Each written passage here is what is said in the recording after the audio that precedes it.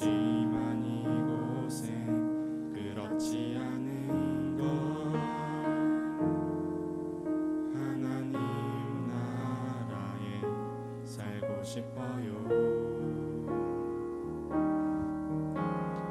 하나님 나라는 이곳이란다. 여전히 아프고 슬픈 일이 있지만 행복과 기쁨이 여전히 있는 걸. 우리가 하늘과 땅의 통로야. 이 땅에서 하늘 뜻을 품고 사는 자들, 믿음으로 하늘 뜻을 보여주는 자들, 보내어진 자리에서 동참하는 자들, 믿음으로 주님 보길 소망하는 자들. 하나님이 세상을 지으사 회복하고 통치하시네. 주님이 이곳에 나타나오시는 날, 세상과 우리는 완전하게 변할 거야. 하나님 나라는 어떤 곳일까? 어떤 곳일까? 아픔과 슬픔이 없는 나라인가요? 하지만 이곳은 그렇지 않은 걸. 하나님 나라에 살고 싶어요. 하나님 나라는 이곳이란다. 하나님 나라는 이곳이란다. 이곳이란다. 여전히 아프고 슬픈 일이 있지만 행복과 기쁨이 여전히 있는 것. 우리가 하늘과 땅의 통로야. 아멘. 이 땅에서 하늘 뜻을 품고 사는 자들, 믿음으로 하늘 뜻을 보여주는 자들, 보내어진 자리에서 동참하는 자들, 믿음으로 주님 보길 소망하는 자들, 아름다운 세상을 만들어 너희에게 전해줄 거야. 그것이 우리가 해야 할 사명인 걸. 그가 다스리는 그의 나라에서 하나님이 세상을 지으사 회복하고 통치하시네. 주님이 이곳에 나타나오시는 날, 세상과 우리는 완전하게 변할 거야.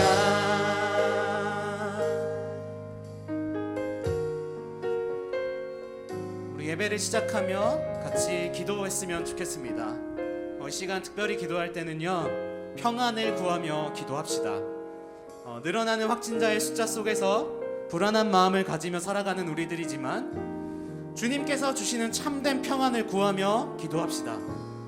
세상의 사람들은 코로나 바이러스가 잠잠해지고 자기 마음에 좋은 대로 행하는 것을 좋게 여기고 그것을 평안이라고 이야기하지만 오늘 이곳에 모인 우리는 그것과 다른 차원의 평안을 구하며 나아갔으면 좋겠습니다. 요한복음의 말씀입니다. 평안을 너희에게 끼치노니 곧 나의 평안을 너희에게 주노라. 내가 너희에게 주는 것은 세상이 주는 것과 같지 아니하니라. 너희는 마음에 근심하지도 말고 두려워하지도 말라. 아멘. 세상이 줄 수도 없고 알지 못하는 평안을 구하며 기도합시다. 세상을 이기신 주님과 함께 하기를 원합니다. 오늘 예배를 통해서 이 시간 하나님께 집중하고 하나님만 예배하며 나아가겠다고 우리의 다짐을 하나님께 기도하며 나아가도록 합시다. 기도하시겠습니다. 사랑이 많으신 하나님 아버지, 하나님 나라를 구하며 하나님 나아가기를 소원합니다. 세상에서는 많은 것들로 우리를 불안에 떨게 하지만 우리들의 불확실한 미래 속에서 아무것도 이루어지지 않을 것 같은 우리들의 내일 속에서 하나님 우리들을 불안에 떨게 하지만 하나님께서 말씀하여 주신 대로 예수님께서 우리에게 가르치신 대로 하나님 우리는 세상에 줄 수 없고 알지 못하는 그 평안을 위하여서 나아갑니다. 하나님 아버지, 주님이 우리와 함께 하실 때 우리에게 문제가 산적해 있을지라도 하나님 그걸 모든 것들 해결하시는 하나님의 놀라우신 능력과 그 은혜를 기대하며 우리가 아직 죄인되었을 때 십자가에서 죽기까지 사랑하여 주신 그 하나님의 놀라우신 사랑을 의지하며 이 시간 하나님을 예배하기를 원합니다. 하나님 우리와 함께하여 주시옵소서. 우리의 고백 가운데 우리의 예배 가운데 주님 다스려 주시옵소서. 이 땅에 이 혼란한 이 땅에 하나님 나라가 임하게 하여 주시옵소서. 하나님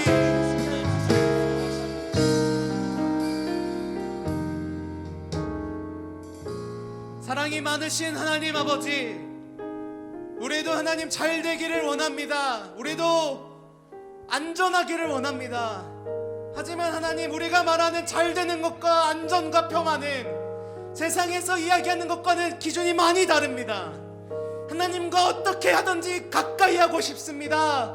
하나님과 어떻게 하든지 소통하고 싶습니다. 하나님 이 시간 우리가 하나님을 예배하기를 원합니다. 하나님 아버지 우리에게 찾아와 주시어서 우리의 마음을 두드려 주시는 그 음성을 듣고 하나님 아버지 우리의 마음을 열어 주님과 함께 누리며 주님과 함께 사랑하며 그렇게 기뻐하며 예배하게 하여 주시옵소서. 하나님께서는 살아계십니다. 하나님께서는 모든 것들을 이기십니다. 하나님 그 고백을 우리 마음 가운데 하나님 드립니다. 하나님 주님께 드립니다. 하나님 우리와 함께하여 주시고 하나님 우리에게 넉넉히 계시는 새 힘으로 하나님과 함께하며 평안을 누리며 승리하게 하여 주시옵소서. 감사합니다. 우리의 모든 기도를 모아 예수 그리스도의 이름으로 기도합니다. 할렐루야. 그래서 주님께서 우리와 함께하여 주실 것입니다.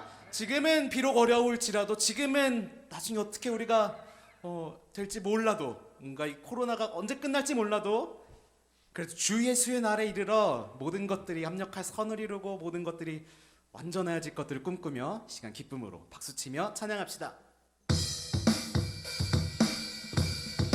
주님을 만날 그날을 꿈꿉니다. 주 예수의 날을 기대합니다.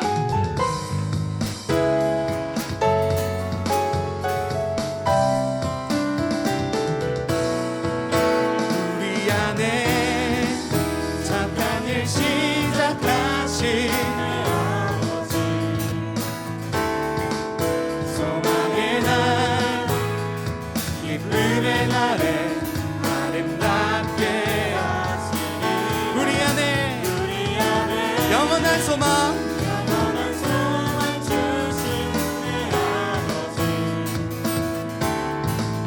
그날까지 잡아주시고 견고하게 하시리. 한 번 더 우리 안에 주셨습니다. 할렐루야.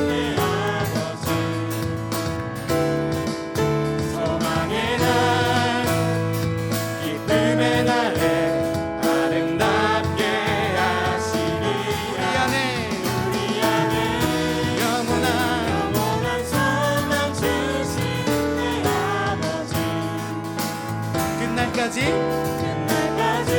잡아주시고 견고하게 하시리. 달려갈 길 다 마치는 날 그토록 공업했던 주님 얼굴 바라보며 사랑의 노래 주께 드리리. 주님 친히 내 모든 눈물 닦으시고 기쁨에 안으실 때 한량없는 기쁨에 겨워 나 기쁨에 춤을 추리. 우리 안에 착한 일 시작하신 내 아버지. 소망의 날 기쁨의 날에 아름답게 하시리라. 우리 안에 영원한 소망 주신 내 아버지. 끝날까지 잡아주시고 견고하게 하시리. 한 번 더 우리 안에 착한 일을 시작하신 내 아버지. 소망의 날 기쁨의 날에 아름답게 하시리. 우리 안에 영원한 소망을 주셨습니다. 할렐루야. 우리가 그 소망을 붙잡고 나아갑니다. 끝날까지 잡아주시고 견고하게 하시리. 달려갈 길 다 마치는 날 그토록 보고 봤던 주님 얼굴 바라보며 사랑의 노래 주께 드리리. 주님 친히 내 모든 눈물 닦으시고 기쁨에 안으실 때 한량없는 기쁨에 겨워 나 기쁨에 춤을 추리. 연주로 고백합시다. 박수 치며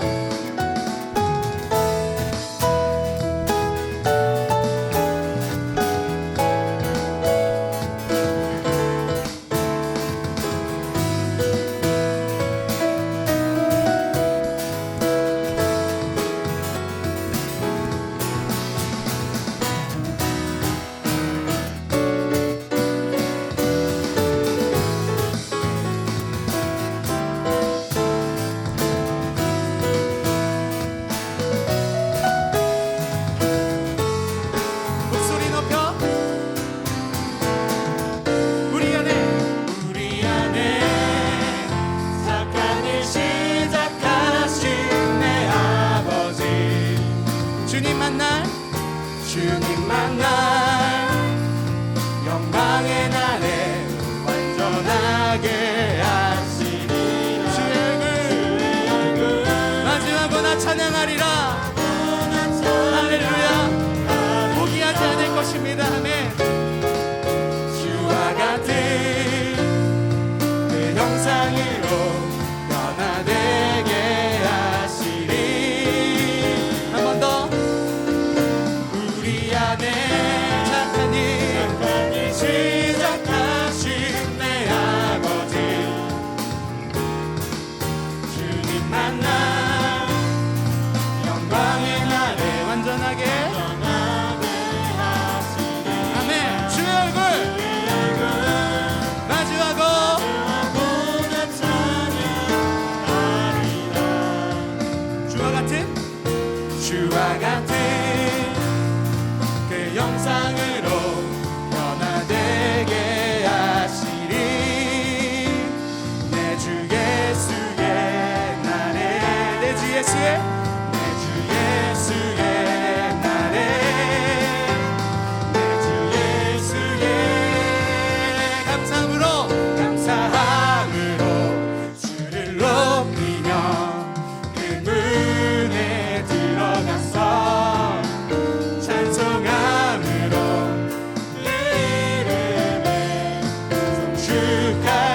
번 더 감사함으로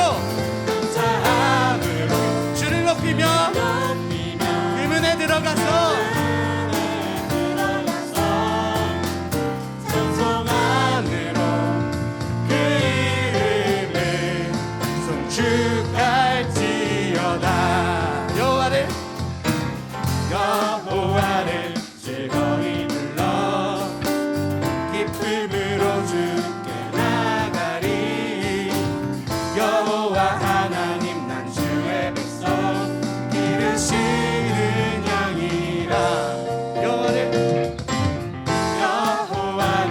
즐거이 불러 기쁨으로 주께 나가리. 여호와 하나님 난 주의 백성 기르시는 양이라. 감사함으로 주를 높이며 그분을 들어가서 찬송함으로 그 이름을 송축할지어다. 감사함으로 주를 높이며 그분을 들어가서 찬송함으로 그 이름을 송축할지어다. 주의 선함과 인자하심이 영원하고 주의 성실하심이 대대에 미치리로다. 주의 선함과 인자하심이 영원하고 주의 성실하심이 대대에 미치리로다. 목소리로 고백합시다. 감사함으로 주를 높이며 그문에 들어가서 찬송함으로 그 이름을 송축할지어다. 감사함으로 주를 높이며 그문에 들어가서 찬송함으로 그 이름을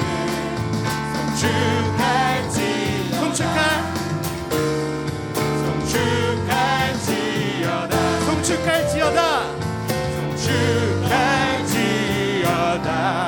할렐루야. 우리가 감사함으로 주님께 나아갑니다. 할렐루야.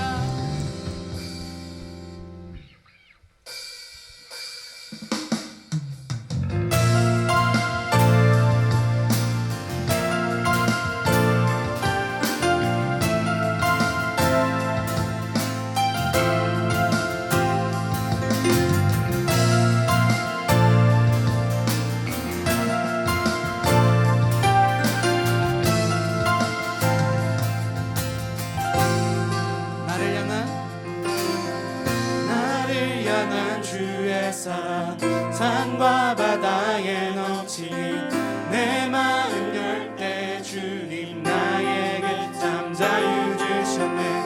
늘 진리 속에 거하며 나의 손을 높이 들고 언제나 주님의 사랑을 노래하리.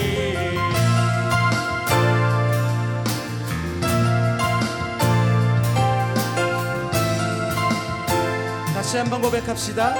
나를 향한 주의 사랑 산과 바다에 넘치니 내 마음 열 때 주님 나에게 참 자유 주셨네.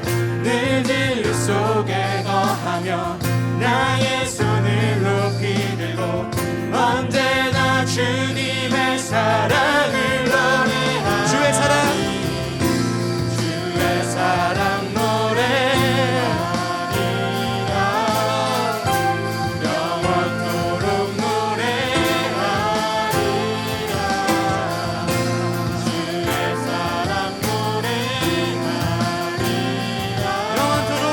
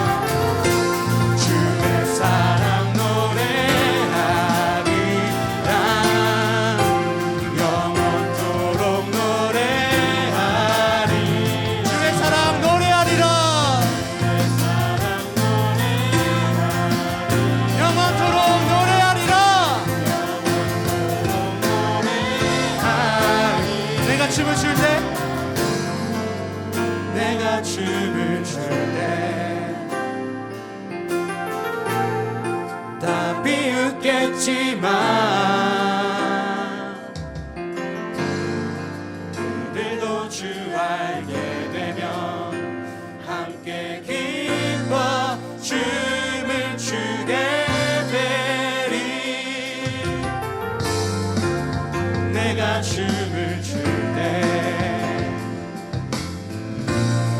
다 비웃겠지만 그들도 주 알게 되면 함께 기뻐 춤을 추게 되리. 주의 사랑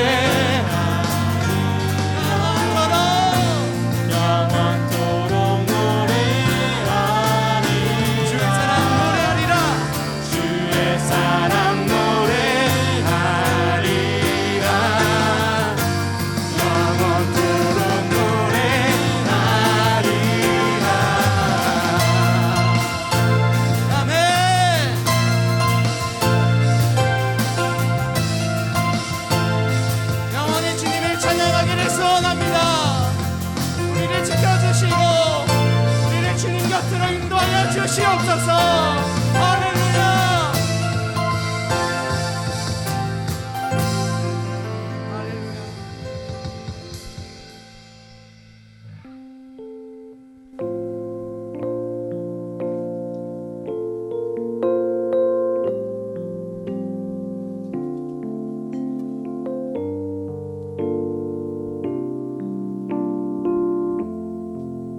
따스한 성령님,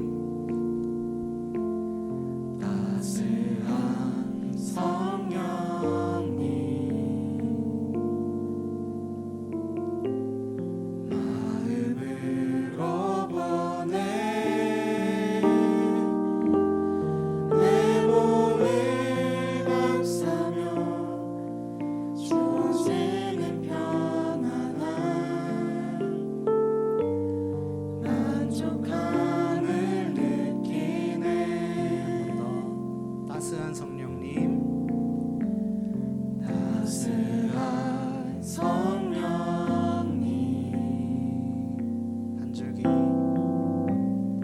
한 줄기 빛 보내 내 몸을 감싸며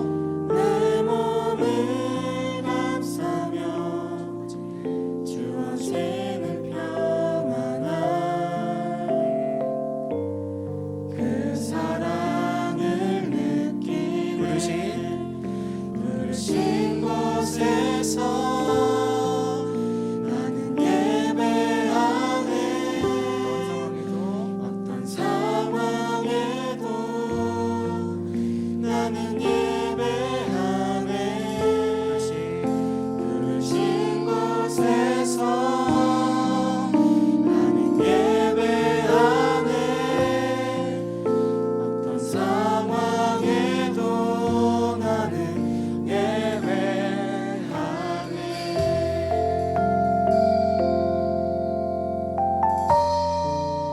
따스한 성령님, 따스한 성령님,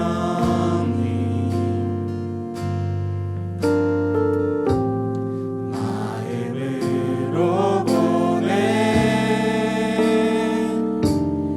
내 몸을 감싸며 주어지는 평안함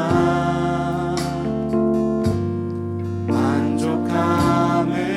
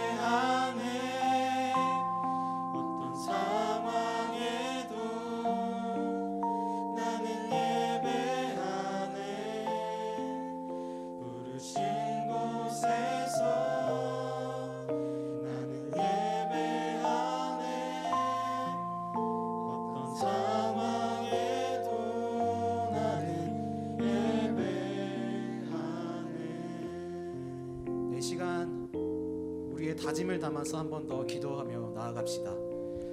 우리 한 사람 한 사람의 삶을 계획하시고 인도하시는 분이 우리 하나님이심을 믿음으로 기도합시다. 어려울 때라도 주님의 약속을 붙잡으며 기도합시다. 요한복음의 말씀입니다. 예수께서 대답하시되 이제는 너희가 믿느냐?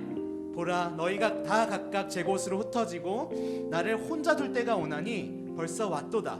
그러나 내가 혼자 있는 것이 아니라 아버지께서 나와 함께 계시느니라. 이것을 너희에게 이르는 것은 너희로 내 안에서 평안을 누리게 하려 함이라. 세상에서는 너희가 환난을 당하나 담대하라. 내가 세상을 이기었노라. 아멘. 어려움을 극복하며 믿음으로 기도합시다. 우리를 부르신 그곳에서 하나님을 예배합시다. 나를 향한 주님의 놀라운 사랑을 찬양합시다. 주님께서 우리와 함께 하시며 참 평안을 우리에게 주실 것입니다. 이 시간 믿음으로 담대하게 기도했으면 좋겠습니다. 기도하시겠습니다. 사랑이 많으신 하나님 아버지, 네 하나님, 주님께서는 우리를 승리로 인도하시는 주님이신 줄 믿습니다. 우리의 눈으로 보았을 때는 그것이 힘들고 어려울 때라도 우리가 주님을 붙잡으며 다시 한번 나아갑니다. 담대하라고 말씀하신 주님, 우리가 담대하게 이 세상에서 주님이 우리를 사랑하신다는 것들을 믿고 주님께 더 나아갈 수 있도록 하나님 인도하여 주시옵소서. 이 시간 하나님만 바라봅니다. 하나님만 붙잡습니다. 주여 우리와 함께하여 주시옵소서.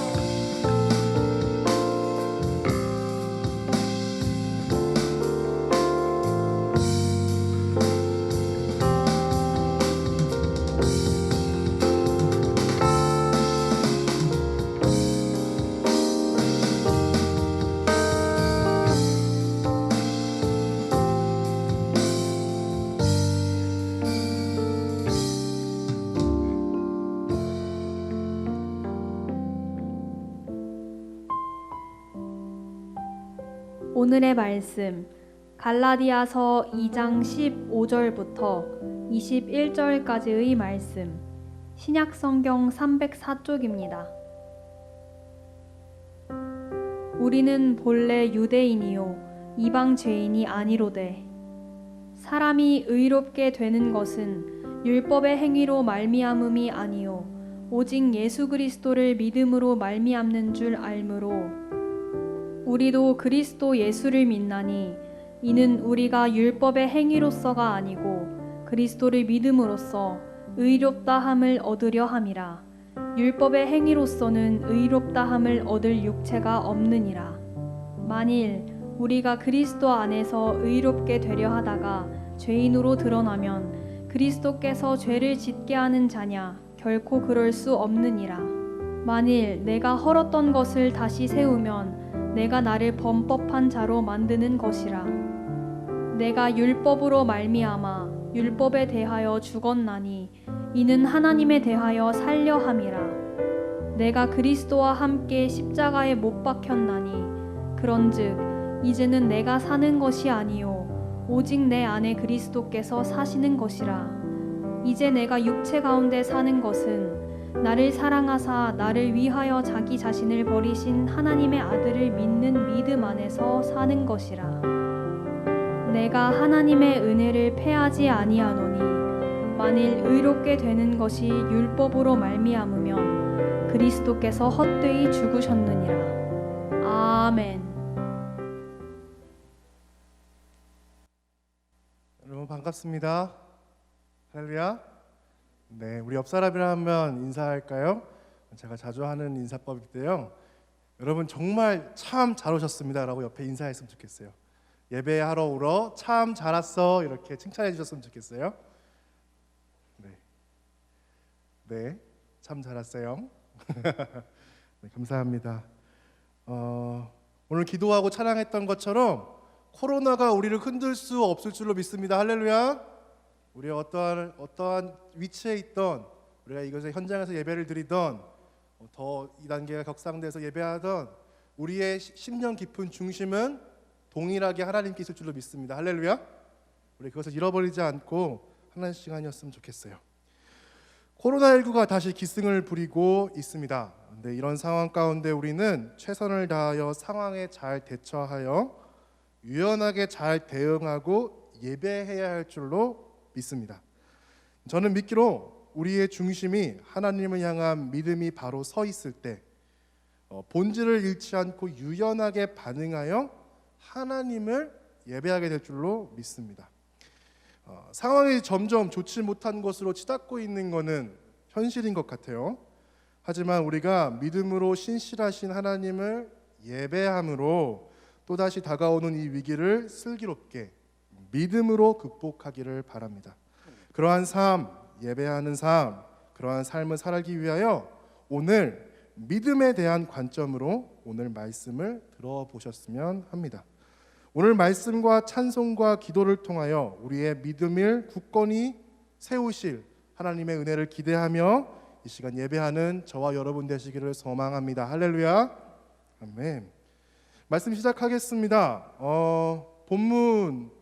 오늘 본문은요, 율법을 성실히 지키면 구원을 얻는다는 율법주의에 대한 반대 의견이죠. 거기에 대한 이신칭의 복음을 향한 믿음에 관한 말씀입니다. 먼저 갈라디아서 1장 6절과 2장 21절은요, 이신칭의의 전달자인 바울이 자기 변호를 보도하는 마지막 종결 부분이에요. 2장 11절과 14절은 바울이 베드로의 율법주의적 사건을 책망함으로써 이신칭의의 원리를 확실성을 강조하고 있고요. 율법으로 돌아가려는 자들과 율법주의 교사들에 대한 잘못된 부당성을 지적하고 있는 장면이 2장 11절과 14절입니다. 여기서 말하는 이신칭의란 여러분 아시겠지만 율법주의의 반대의 말입니다. 인간의 행위, 율법을 지킴으로 선한 행실을 통하여 구원에 이르는 것이 아닌 오직 믿음으로써 구원을 받는 것을 의미합니다. 구원은 어떠한 율법을 행함으로써 얻어지는 것이 아니라 오직 예수님을 향한 십자가를 향한 믿음으로 얻어지는 하나님의 선물과도 같은 것입니다.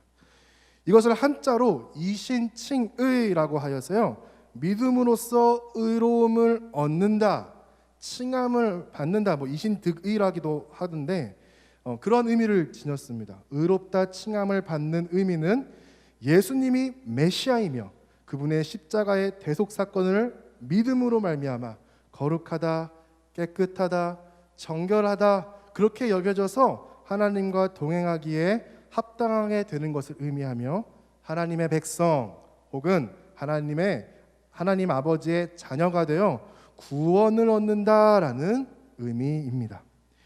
오늘 좀 전에 읽었던 본문을 보면 바울은 먼저 인간이 의롭게 되는 것은 율법이 아닌 예수 그리스도를 믿음으로 된다는 이신칭의의 원리를 15절, 16절에서 전하고 있습니다. 15절과 16절을 보면요, 바울은 자신도 본래는 이방인이 아닌 유대인이지만 율법을 지켜서 의롭게 되는 것이 아닌 예수를 믿음으로 예수님이 그리스도라는 것을 믿음으로 의롭게 되는 것이라고 전하고 있습니다. 이는 사람이 오직 그리스도를 믿음으로써 의롭게 되는 것이라고 밝히며 결국 율법의 행위로는 의롭다고 인정될 육체가 하나도 없고 그렇게 선언함으로써 이신칭의, 즉 믿음으로 얻는 구원의 원리가 구원의 절대적 진리임을 강조하고 있습니다. 다음 17절과 18절에서 이어서 보면요, 바울은 그리스도께서 율법이 요구하는 죄에 대하여 죽으심으로 그 대가를 이미 십자가에서 지불하셨음에도 불구하고 의롭게 되기 위하여 구원을 얻기 위하여 다시 율법을 준수한다면 그것은 그리스도에 대한 죽음이 헛되게 만든 것이라고 밝히고 있어요. 다시 율법을 지키고 율법으로 구원을 얻으려고 하는 선한 행실로 우리의 능력으로 우리의 의로움으로 구원을 받기에 합당한 존재로서 증명하려고 든다면 그것에 대한 강력한 부당성을 17절과 18절에 기록하고 있습니다. 아울러 19절과 21절은요, 바울은 믿음으로만 구원을 얻는 자신의 굳은 확신을 피력함으로써 율법을 행함으로 의로움을 증명하는 것이 아닌 오직 믿음으로 구원을 얻는 이신칭의의 확실성과 율법주의에 대한 부당성을 계속 지금 반복하고 있는 거예요. 중요하니까요. 믿음으로 구원받는 거라고 율법주의의 부당성을 재차 강조하고 있는 거예요. 여러분, 그렇다면 우리가 주구장창 이렇게 읽었습니다. 율법으로 구원받는 것이 아니구나. 선한 행실로 구원받는 것이 아니구나. 우리가 하나님을 믿음으로 구원받는 것이구나 라는 것을 계속 지금 반복해서 바울이 강조하는 부분을 들었어요. 그렇다면 우리는 여기서 중요한 질문을 하나 하게 됩니다. 그럼 율법이란 과연 무엇인가? 율법은 도대체 우리에게 왜 주어주신 것인가? 율법을 통해서 구원받는 것이 아닌데, 선한 행실로 율법을 통해서 구원받는 게 아닌데, 토라, 모세오경은 우리에게 왜 주어진 건가? 창세기, 출애굽기, 레위기, 민수기, 신명기, 이걸 율법서라고 하거든요. 거기에 율법된 기록들은 왜 우리에게 주어졌는가? 이걸 통해 구원받는 게 아니라면서요? 라고 질문을 할 수 있게 될 것입니다. 여러분, 율법이 우리에게 왜 주어졌는지에 대해서 한번 생각해 보신 적이 있나요? 과연 율법은 우리에게 어떤 목적으로 주어졌는지에 대해서 한번 고민해 보신 적이 있나요? 예수 그리스도를 믿는 자들에게 율법은 과연 어떤 의미를 지니고 있는 것일까요? 이러한 질문에 대해서요, 크게 세 가지 답변을 드릴 수 있어요. 첫 번째로는 율법을 통하여 그리스도에 대하여 풍성히 알 수 있습니다. 각종 절기와 어린 양, 구약의 이런 이미지를 통하여서요, 그리스도가 우리의 죄를 담당하기 위한 대속 제물이 되신 그리스도라는 것을 더 풍성히 알 수 있듯이요, 구약의 율법적 이미지가 이처럼 그리스도에 관한 지식을 더 풍성하게 알게 한다라는 거예요. 이러한 모세 오경을 통하여서 그리스도가 메시아고 어떠한 역할로 우리에게 오셨는지를 더 풍성하게 알 수 있는 역할을 한다라는 거죠.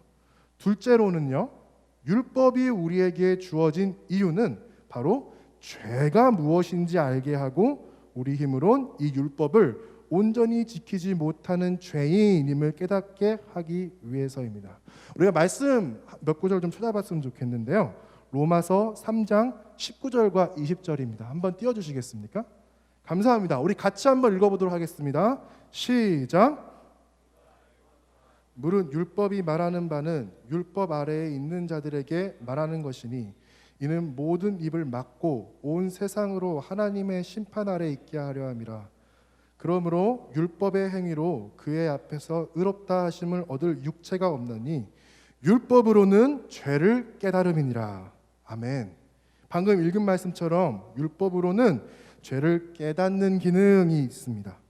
하나님이 이 땅에 살 때에 의롭게 살면서 하나님과 동행하도록 그 기준으로 삼기를 원하시던 율법의 그 기능이 사실은 죄를 깨닫게 하는 기능이 있다라고 로마서를 통해 바울이 정확하게 기록하고 있습니다.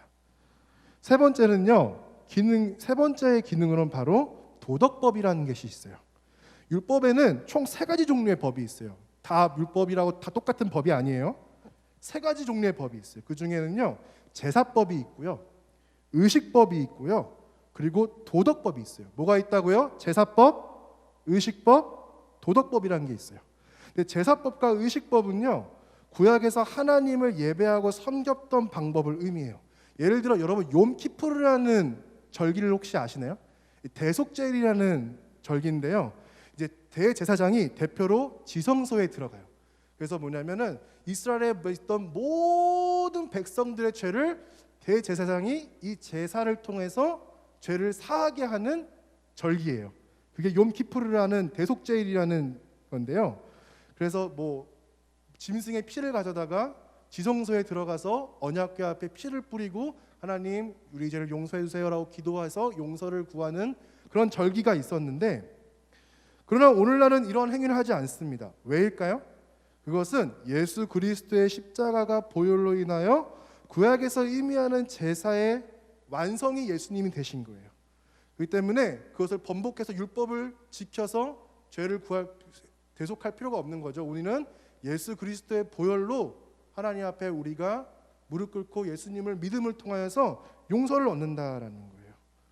그래서 보혈로 인하여 구약에서 의미하는 제사는 우리에게 율법으로 지켜지는 행위적인 것은 무효가 됐다라는 거예요. 의미가 없다라는 거예요.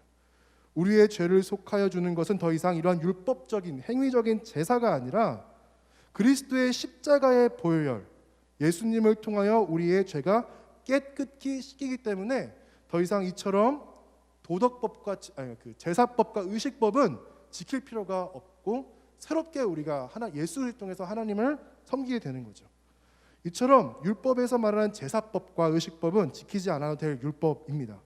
그러나 율법 중에요, 지켜야 율법이 있어요. 그게 뭐냐면 따라합시다 도덕법. 이게 뭐냐면 따라합시다 십계명. 십계명을 의미한다라는 거예요. 의식법은 오늘 지킬 필요는 없지만 십계명과 같은 도덕법은 지켜져야 합니다. 도덕법은요, 어느 민족 혹은 누구에게나 적용되는 규례예요. 로마서 2장 14절과 15절에 의하면요, 이방인들에게 이 도덕법은 양심의 증거가 되고 있다고 전하고 있습니다. 그래서 이 도덕법을 잘 지키는 민족과 개인은 번성하고요, 이 법을 잘 지키지 않는 민족은 혹은 빨리 망하기도 한다는 얘기가 있어요. 이것은 세상을 경영하시는 하나님의 자연적이고 기본적인 법칙과도 같다라는 거죠. 이 법에는 형벌이 따르는데 이방인들도 이스라엘의 십계명과 같은 도덕법들과 유사한 내용으로 법이 만들어지고 유사하게 형벌을 만들어지는 걸 보면 도덕법은 만국의 공통인 것을 알 수 있습니다. 간단히 말하면 내 부모를 공경하라, 어느 나라에도 있다라는 거죠. 살인하지 마라, 어느 나라에도 있다라는 거죠.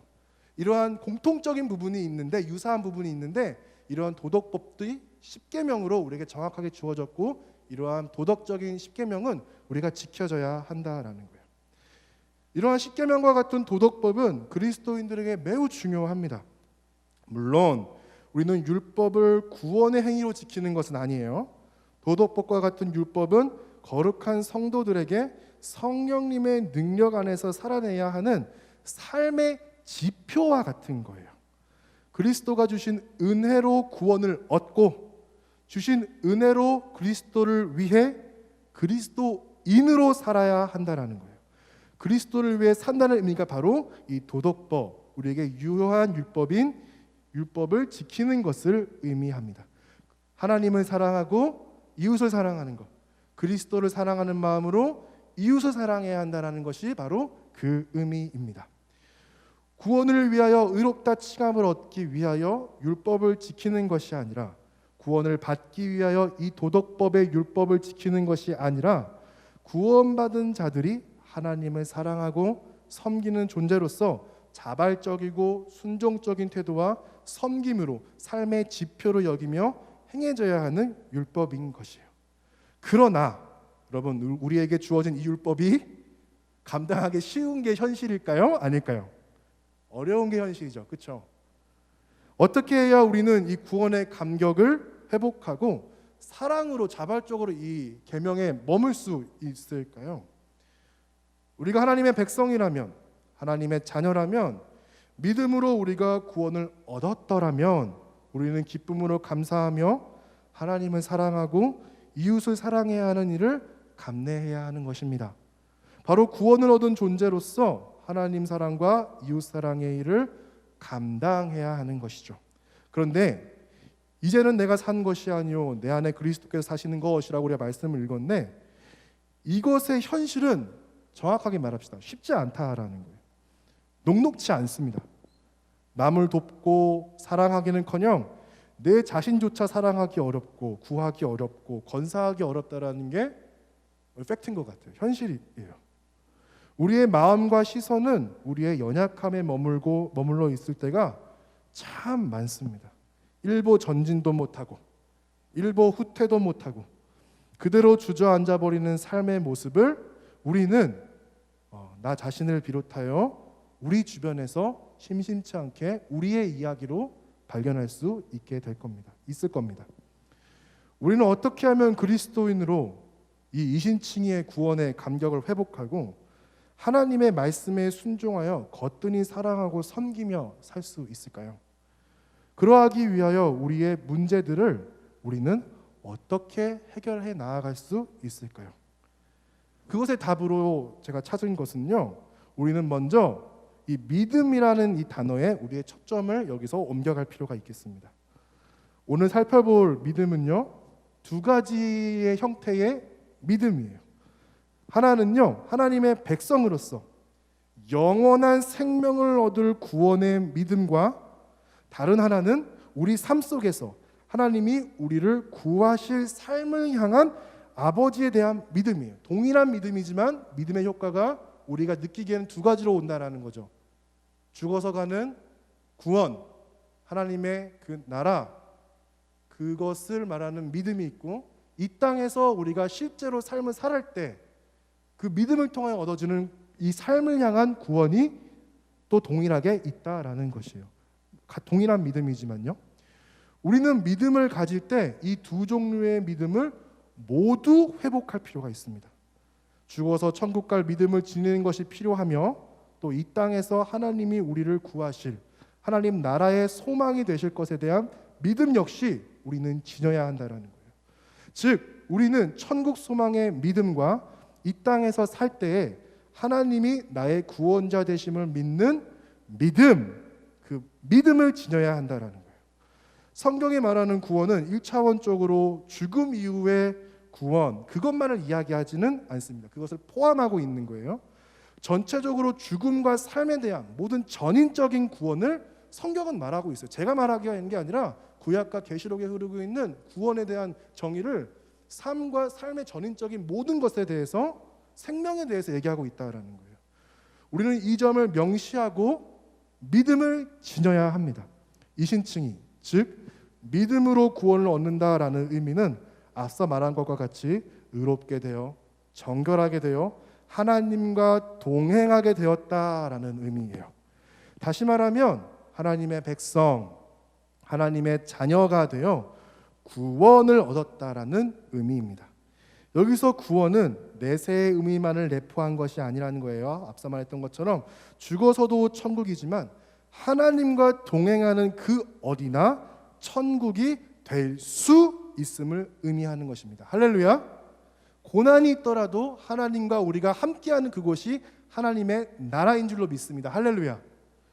성경에는 이러한 믿음을 통하여 구원을 얻은 여러 인물들을 소개하고 있어요. 그런데 오늘은요, 제가 한 명의 인물을 소개하고자 합니다. 바로 다윗을 소개할 거예요.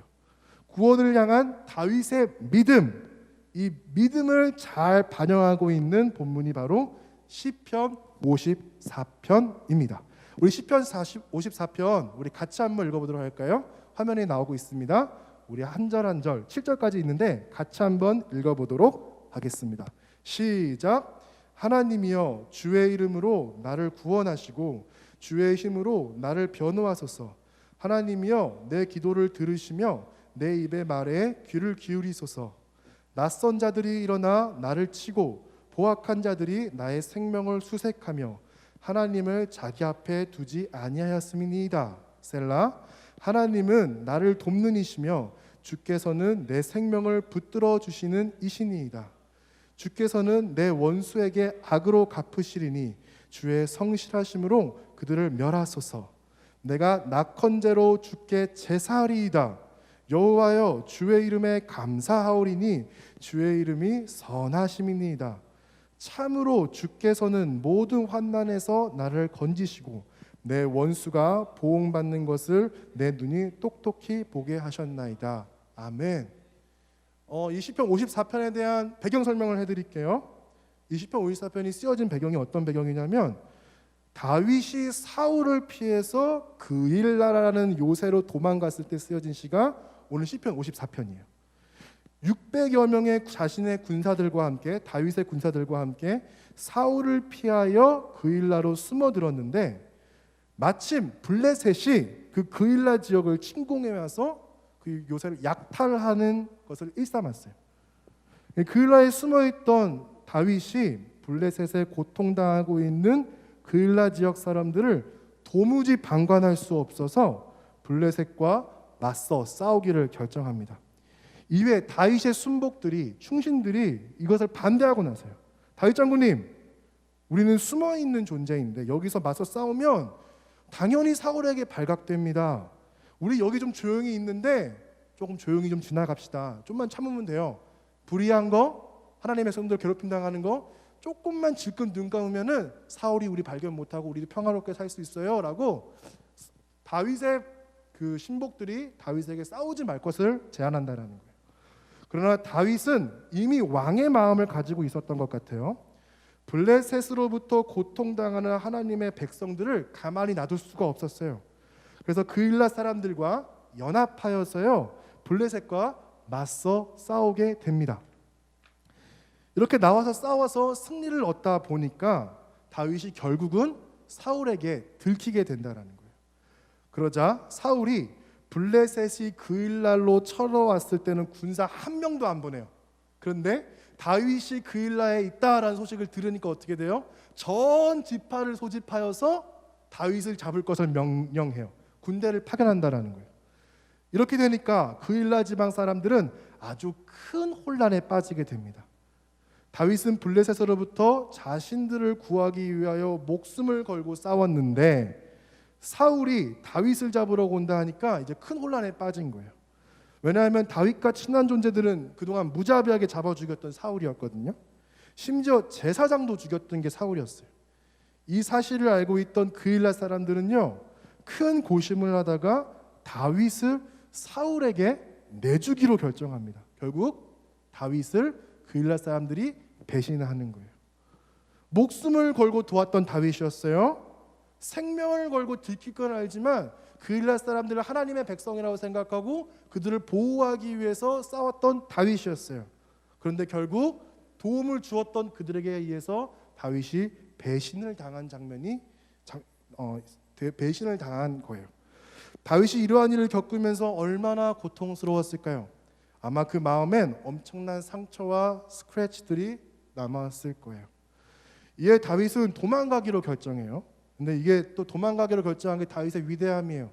여러분 다윗은 용사 중에 용사였고 전략가 중에 전략가였습니다. 그일라를 정복한 다음 게릴라전으로 블레셋과도 싸웠던 존재이기 때문에 사울과도 어떻게 한바탕 해볼 수 있는 존재였거든요 다윗이. 그런데 안 싸우고 도망간다라는 거예요. 왜요? 그들이 하나님의 백성이라는 거, 하나님의 기름 부은 군대라는 것을 하나님의 이스라엘이라는 것을 알았기 때문에 대적하지 않는 거예요. 그래서 선택한 게 뭐예요? 최선이 뭐예요? 도망가는 걸 선택하는 거예요. 그렇게 해서 도망간 것이 바로 십광야라는 곳입니다. 그래서 광야를 도망갔는데 십광야가 어떤 곳이냐면 또 십부족들이 숨어 있던 곳이에요. 있던 그 토착민들이 있었는데 이들이 또 유다 지파였어요.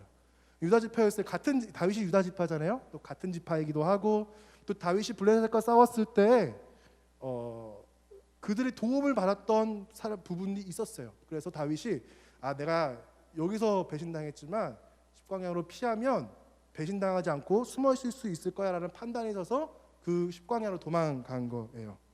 그런데 어떤 일이 벌어지냐면 그일라에서 고발했던 것들을 십광야 사람들이 아니까 다윗이 십광야로 도망가니까 십광야에 있는 부족들도 오자마자 바로 그냥 사울에게 사울이 고발을 해버리는 거예요. 이해할 수도 있는 상황이죠. 사울이 얼마나 무서웠으면 그랬을까요? 다 죽여버린다고 하니까. 그래서 다윗의 마음은 편치 않았을 거예요. 누구도 자신의 편이 아닌 것 같았을 거예요. 굉장히 외로웠을 겁니다. 이렇게 버려지고 외롭고 두려우며 최악의 상태에서 최악으로 치닫고 있는 상황에서 쓰여진 시가 오늘 시편 54편이에요. 그냥 최악이 아니에요. 최악을 경험했는데 또 최악을 경험하고 있는 상태가 시편 54편이에요. 그때 먼저 그 시편 배경을 54편의 배경을 알고 우리가 시편 54편을 한 번 더 읽어보았으면 좋겠습니다. 54편 1절부터 3절 우리가 함께 먼저 읽어보도록 하겠습니다. 시작. 하나님이여 주의 이름으로 나를 구원하시고 주의 힘으로 나를 변호하소서. 하나님이여 내 기도를 들으시며 내 입의 말에 귀를 기울이소서. 낯선 자들이 일어나 나를 치고 포악한 자들이 나의 생명을 수색하며 하나님을 자기 앞에 두지 아니하였음이니이다. 셀라. 어떤 장면이냐면 다윗이 지금 탄식하고 있는 장면이에요. 탄식 시의 부분이라고 해요. 보통 이 부분을 하나님을 경외하지 않는 자들이 다윗의 생명을 노리고 있으므로 하나님 나를 다윗을 보호해 주세요라고 탄식하고 있는 장면이 이 부분이에요. 그리고 6절과 7절을 읽어보겠습니다. 시작. 내가 낙헌제로 주께 제사하리이다. 여호와여 주의 이름에 감사하오리니 주의 이름이 선하심이니이다. 참으로 주께서는 모든 환난에서 나를 건지시고 내 원수가 보응받는 것을 내 눈이 똑똑히 보게 하셨나이다. 아멘. 여기서 우리가 분명하게 짚고 넘어갈 부분이 있어요. 그것은 7절인데요. 여기서 참으로라는 단어가 나왔는데 어느 영어 성경에는 surely라는 단어가 적혀 있대요.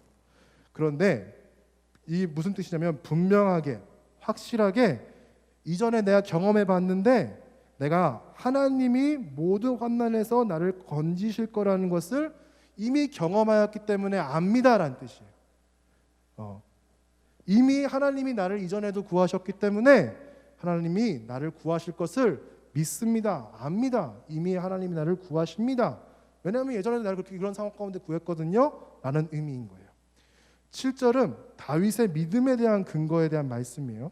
상황은 그렇지 못해요. 최악에 치닫고 있는 상황이에요. 지금 이 시편 54편이 쓰여진 이유가 결과가 나와가지고 하나님 내가 구원을 이루셨습니다 아멘 이렇게 고백하고 있는 상황이 아닌 거예요. 최악에 치닫고 있는 상황 가운데서 믿음으로 고백하는 거예요.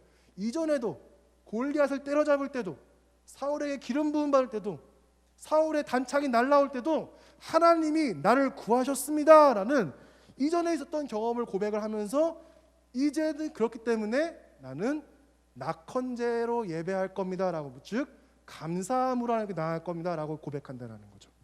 선제적으로 먼저 믿음의 고백을 하고 있는 거예요.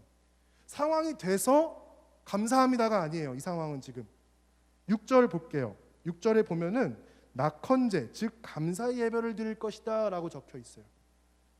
이것이 앞서 말한 것과 같이 동일하게 말씀드리지만 상황이 돼서 감사하겠다라는 상황이 아닌 거예요. 하나님 내가 다 경험해 보았으니까, 하나님이 앞서도 그렇게 경험했으니까 내가 압니다. 나를 구하실 것을 믿기 때문에 감사의 예배를 드릴 것입니다 라고 믿음으로 고백하고 있다라는 거예요. 상황은 여전히 어렵지만 하나님을 도우실 것을 신뢰하면서 먼저 믿음으로 감사까지 나아간 것이 이 장면입니다. 이것이 다윗을 다윗되게 한 하나님의 다윗의 믿음이라는 것이죠.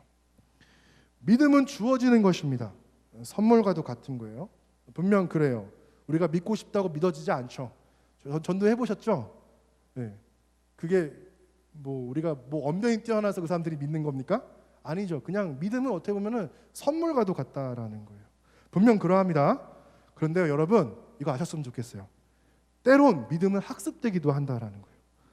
우리가 믿음으로 하나님의 말씀에 순종하여 그분의 백성으로 왕 같은 제사장으로 말씀을 의지하여 살아갈 때에 믿음으로 행하였지만 역으로 믿음이 더욱 굳건하도록 하나님을 경험하게 된다라는 거예요.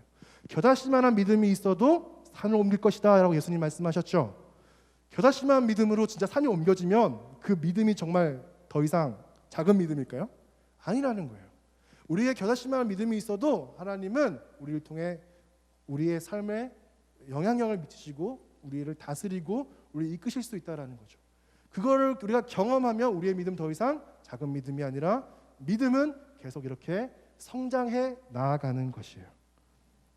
우리에게 순종하도록 주어진 믿음이 순종하면 더욱 굳건해진다라는 것이에요. 다윗은 믿음으로 살면서 하나님을 경험하였고 앞으로도 하나님 자신을 도우실 것이라는 것을 믿고 감사의 예배를 드릴 것이다라고 고백한 시가 바로 시편 54편이라는 거예요. 우리에게 참 감사한 것은요, 다윗이 이렇게 실컷 고백했어요. 하나님 감사 예배를 드릴 것입니다. 이런 환난 가운데 내가 처했을지라도 믿음으로 하나님 예배합니다 라고 하는데 하나님이 침묵하셨다면 우리 마음이 어려울까요? 안 어려울까요? 어려울 수 있겠죠. 그래서 고난이 이어지는구나. 고난이 끝나는 경우가 없구나. 그런데요, 성경은 말한다라는 거예요. 이러한 경우도 있다라고 좀 얘기하고 있는 거예요. 소망이 되는 거예요. 뭐냐면 다윗의 고난의 그 아픔이 거기서 탈출되는 역사가 일어나요. 우리가 이렇게 실컷 고백해놓고, 다윗이 이렇게 실컷 고백해놓고 하나님이 응답하지 않았더라면 우리는 마음이 어려울 거예요. 그런데 하나님 응답하셨다라는 것에 소망을 두고 우리가 주목해 봐야 할 것입니다. 다윗이 이렇게 고백한 후에 실제로 십광야에 숨어 있을 때 블레셋이 대대적으로 이스라엘을 침공합니다. 즉 이렇게 시편의 54편의 내용이 쓰여질 때쯤에 감사의 예배를 하기 결정했을 때 어떤 일이 벌어지냐면 블레셋이 이스라엘을 침공하는 거예요. 그러다 보니까 사울의 군대가 전지파가 군집했는데 다윗을 쫓고 있는데 블레셋이 쳐들어와 해서 군대의 방향이 다윗에게 선언했던 방향이 블레셋으로 턴을 바꾸기 시작합니다. 블레셋이 더 큰 위협이니까요. 그렇게 되면서 다윗이 구원을 얻게 되는 그러한 일들이 벌어진다라는 거예요.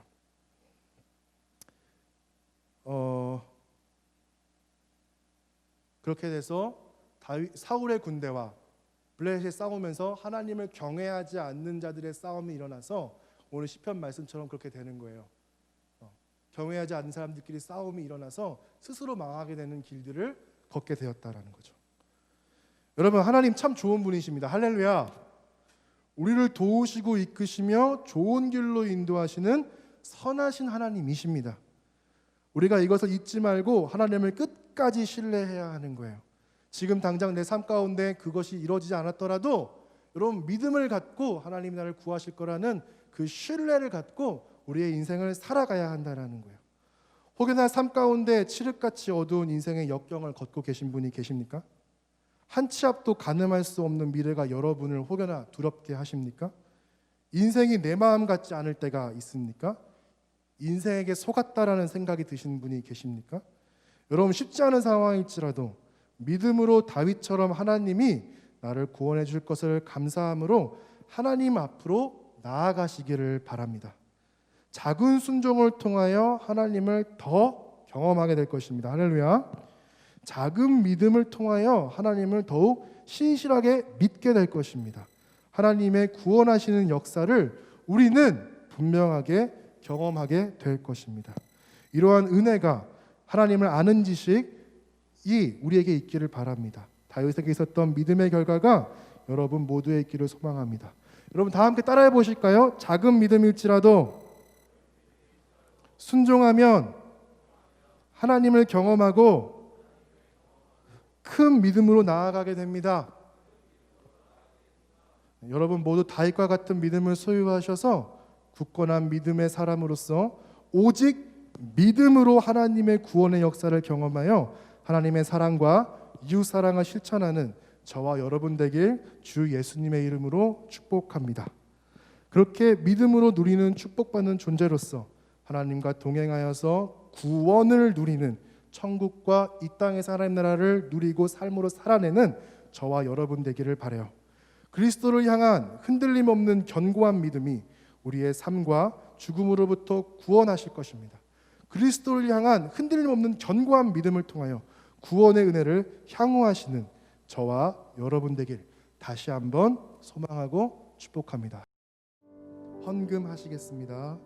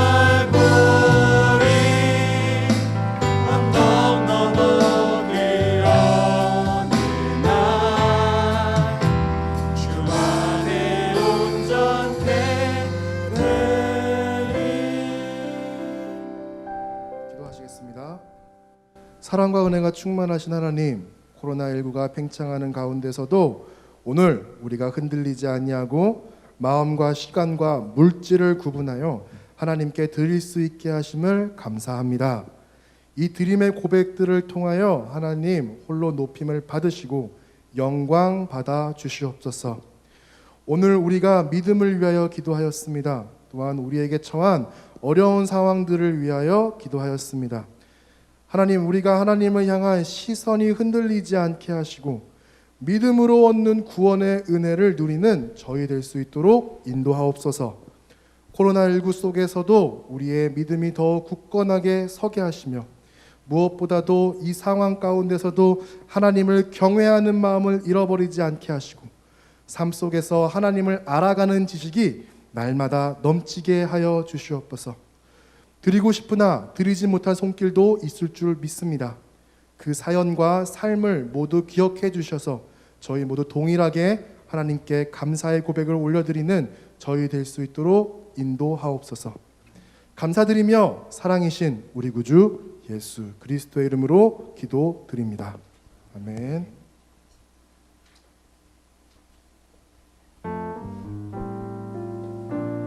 네, 교회 고하겠습니다. 성전 건축이 23일부터 29일 주일까지 다음과 같이 작업 예정입니다. PPT를 확인하여 주시고 성전 건축을 위하여 기도해 주시기를 부탁드립니다.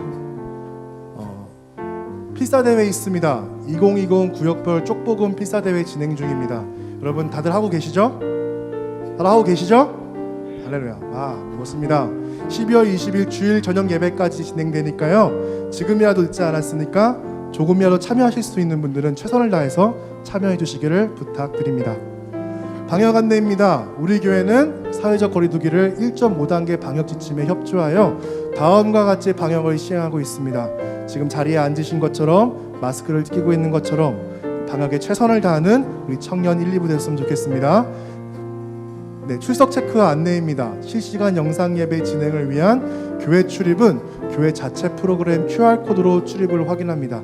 혹여나 출입하실 때 QR코드를 찍지 못하신 분이 있다면 돌아가실 때 하시는 QR코드를 찍어주시고 아직도 QR코드가 없으신 분들은 교회 사무실에 가셔서 해결하셨으면 좋겠습니다. 네, 다음이요. 사회적 거리두기가 1.5단계에 따라 구역회 및 여전도회, 남선교회 방역 단계 하향 전까지 모이지 않습니다. 저희도 순모임 비롯해서 저희도 소모임은 모이지 않습니다.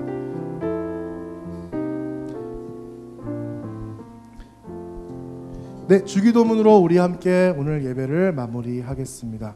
주기도문 함께 하도록 하겠습니다. 시작. 하늘에 계신 우리 아버지의 이름을 거룩하게 하시며 아버지의 나라가 오게 하시며 아버지의 뜻이 하늘에서 같이 땅에서도 이루어지게 하소서. 오늘 우리에게 양육할 음식을 주시고 우리가 우리에게 잘못한 사람을 용서하여 준 것 같이 우리 죄를 용서하여 주시고 우리를 시험에 빠지지 않게 하시고 악에서 구하소서. 나라와 권능과 영광이 영원히 아버지의 것입니다. 아멘.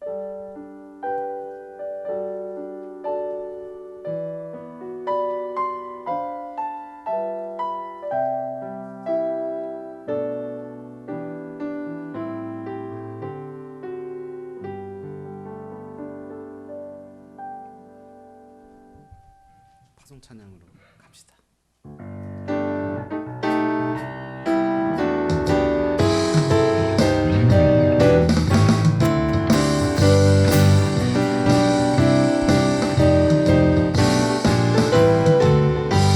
주님 약속하신 말씀 위에서 영원토록 주를 찬송하리라. 소리 높여 주께 영광 돌리며 약속 믿고 굳게 서리라. 굳게 서리 영원하신 말씀 위에 굳게 서리 굳게 서리 그 말씀 위에 굳게 서리라. 2절 주님 약속하신 말씀 위에서 세상 영령에게 엄습할 때 용감하게 힘써 싸워 이기며 약속 믿고 굳게 서리라.